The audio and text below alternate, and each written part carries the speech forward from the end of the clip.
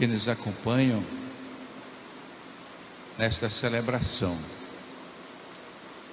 Nós, nos últimos domingos, temos acompanhado Jesus sempre diante de armadilhas, ciladas, preparadas pelas lideranças religiosas judaicas do tempo de Jesus. Há uns domingos passados, os sumos sacerdotes, os anciãos do povo. No domingo passado, já os fariseus, como nesse domingo de hoje, os fariseus. No domingo passado, vocês estão lembrados dos fariseus. Aliás, todos eles fazem isso com um propósito. O propósito, nas suas ciladas, de pegar Jesus e ter argumentos para condená-lo e levá-lo à morte. Se possível, pelas suas próprias palavras ou atitudes. No domingo passado, vocês se lembram bem, os fariseus colocaram Jesus diante de uma questão. Estão lembrados? Qual foi a questão? É lícito ou não pagar imposto a César? Se lembram? A resposta de Jesus, depois de tudo, qual foi? Dai a César o que é de César, a Deus o que é de Deus. Entendendo nós que a Deus tudo é de Deus. A César o que é de César, a sua moeda talvez. César não tem direito a ninguém e a nada. Hoje, vejo, já os mesmos fariseus querem pegar Jesus numa outra questão. Vem com uma outra pergunta. Qual foi a pergunta? Qual é o maior mandamento da lei? Nós talvez, porque pensamos e temos presente que os mandamentos da lei de Deus são quantos? A gente diz que é 10, né? E pensamos nesses 10. Mas, no tempo de Jesus, era ensinado pelos mesmos fariseus, doutores da lei, escribas, que havia 613 mandamentos e preceitos. Mais de 600 mandamentos. Pensemos assim, se eu agora perguntasse para vocês, vamos dizer, quais são os 10 mandamentos? Talvez a gente ainda não acertasse nos 10, é ou não é? Agora vocês imaginam 613 mandamentos? A pergunta de Jesus é colocada dentro desse contexto para provar. O que é que ele vai dizer diante desta enxurrada? Dos 600 e tantos, mais de 300 eram mandamentos proibitivos, dizendo aquilo que não deveria ser feito. E os outros 200 e tal eram preceitos, o que é que deve ser praticado, o que é que deve ser feito. Portanto, aí no meio disto é feita a pergunta para Jesus. O ensinamento oficial de alguns escribas era que o mandamento mais importante de todos esses 613 era a obediência, o preceito de guardar o sábado, a santificação do sábado. Mas outros diziam que não. Todos os 613 eram importantes, todos tinham o mesmo valor, todos tinham o mesmo peso. Os fariseus pensavam, praticavam. Aliás, a palavra fariseu significa separado. Os separados. Por que separados? Porque eles se julgavam os melhores, os mais certos, os mais santos. Eles, portanto, separados do povo. Por quê? O povo é amaldiçoado. O povo não tem como cumprir toda a lei. Eles sim diziam que cumpriam toda a lei, mas o povo não. O povo era impuro. Vejam, diante desta visão é feita a pergunta a Jesus: destes 600 e tantos, qual é o mandamento maior? Sim, Jesus vai responder a partir daquilo que os judeus sabiam. Aliás, esse primeiro mandamento, sobretudo os judeus, os homens, deveriam recitar diariamente de manhã cedo na sua oração: escuta, Israel, tu tens um só Deus, amarás o Senhor teu Deus de todo o teu coração, de todo o teu entendimento e todo a tua alma. Parava por aí. E Jesus diz, de fato, o mandamento mais importante é o primeiro: amar a Deus sobre todas as coisas. O que os fariseus não esperavam é que Jesus fosse mencionar o segundo. O segundo, ele vai dizer, o segundo é amar o próximo como a si mesmo. Mas ainda Jesus vai dizer mais, vai insistir, e vai dizer o quê? O primeiro é semelhante ao segundo, o segundo é semelhante ao primeiro. Eles estão intimamente, umbilicalmente juntos, entranhados. Não dá para fazer um sem praticar o outro. Você não pode dizer que ama a Deus se você não amar o seu próximo. Você não pode dizer que obedece, que honra a Deus, se você não ama, não pratica a caridade com o seu próximo, não ama de verdade o seu próximo. Isto os fariseus não esperavam esta resposta de Jesus, dizer que estes dois formam um só, na prática, um só mandamento, e que é o fundamental. Vejam como é que termina a leitura. Nesses dois, a frase final do Evangelho é significativa: toda a lei e os profetas dependem destes dois mandamentos. Lei e os profetas, para aquela época, era todo o Antigo Testamento entendido. Quando se falava de lei e os profetas, era todo o Antigo Testamento. Jesus está dizendo o quê? Todo o Antigo Testamento, toda a Escritura deve ser lida e vivida à luz desses dois, tendo como referência esses dois. Todo o resto que é dito, se não levar em consideração esses dois, de nada vai adiantar. Aliás, se nós formos olhar também, no caso para São João, sobretudo, São João no seu Evangelho, São João nas suas cartas vai dizer exatamente isso. Uma das definições de Deus que São João dá, diz: Deus é amor. Deus é amor. E vai dizer ainda: a maior prova de amor é dar a vida pelo seu amigo. Prova de amor não há que tomar a vida pelo irmão. Prova de amor maior não há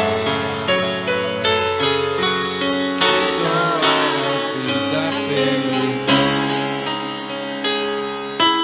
Eis que eu vos dou o meu novo mandamento: amai-vos uns aos outros como eu vos tenho amado. Prova de amor maior não há que doar a vida pelo irmão. Prova de amor maior não há que doar a vida pelo irmão. Vejam, o mesmo São João vai dizer também: aquele que diz que ama a Deus a quem não vê, mas não ama seu irmão ou irmã, quem vê é um mentiroso. Forte isso. Mente quem não ama seu irmão e diz que ama a Deus. Mente quem não pratica, quem não junta os dois. E vejam quem de nós escaparia, né, dessa definição de dizer que não é mentiroso ou que não é mentirosa. Porque a palavra que nós ouvimos no Evangelho de hoje, para que é? É para nós nos questionarmos, é para nós confrontarmos com a nossa própria vida e a nossa prática da caridade. Aliás, São Paulo, na carta aos Coríntios, vai dizer no célebre capítulo 13, aquele hino à caridade, né? Se eu falasse a língua dos homens, se eu fosse profeta, se eu profetizasse, tudo o que eu fizer, se eu não tiver a caridade, não sou nada. E ele diz, vejam, na oração da missa de hoje, a coleta no início, a gente rezou dizendo que para que tenhamos a fé, esperança e caridade. São Paulo diz que hoje sim nós vivemos na fé, na esperança e caridade, porém a maior dessas virtudes é a caridade, é o amor. Isso nós já ouvimos bastante vezes sobre isso. A questão é nós nos perguntarmos. Diversas perguntas a gente podemos fazer. Poderíamos começar nos perguntando: será que eu amo Deus? Eu amo a Deus? E certamente todos nós vamos dizer: é claro que eu amo. É fácil responder assim. A melhor resposta deveríamos dar se nós nos perguntarmos: eu só amo a Deus se eu amar o meu irmão e irmã. E por isso a pergunta deveria ser: será que eu amo de verdade meu irmão e minha irmã? Meu irmão e minha irmã concreto, é meu esposo, é minha esposa, é meu filho, é minha filha, é meu pai, é minha mãe, é meu vizinho, é minha vizinha, e assim por diante. Será que eu sou capaz? Prova de amor maior não há? Será que eu sou capaz de dar a vida? Será melhor ainda, será que eu estou dando a minha vida? A minha vida está sendo dada a serviço de quê e de quem? A serviço do irmão e da irmã? Ou a serviço de mim mesmo, ou de outras coisas? Esta deve ser a pergunta básica, fundamental, para podermos nos questionar e chegar à conclusão: de fato, eu estou levando em consideração aquilo que é o fundamental, o essencial, por aquilo que Jesus diz, é o amor de Deus e o amor ao próximo, e os dois juntos. O essencial. As outras coisas são consequências. As outras coisas vêm depois. Se eu não estou levando a sério, se para mim isso é o fundamental, se a nossa vida não levar em consideração isso que Jesus diz, nossa fé é medíocre. Ela ainda não cresceu, ela ainda não amadureceu. Meus irmãos e minhas irmãs, esse evangelho e esse ensinamento de Jesus é importante para a nossa vida, sim, do dia a dia, a nossa sociedade, a nossa comunidade. Mas olhe uma coisa, ela deveria também servir de luz e discernimento para este momento importante que nós estamos vivendo agora, no nosso país, na nossa cidade.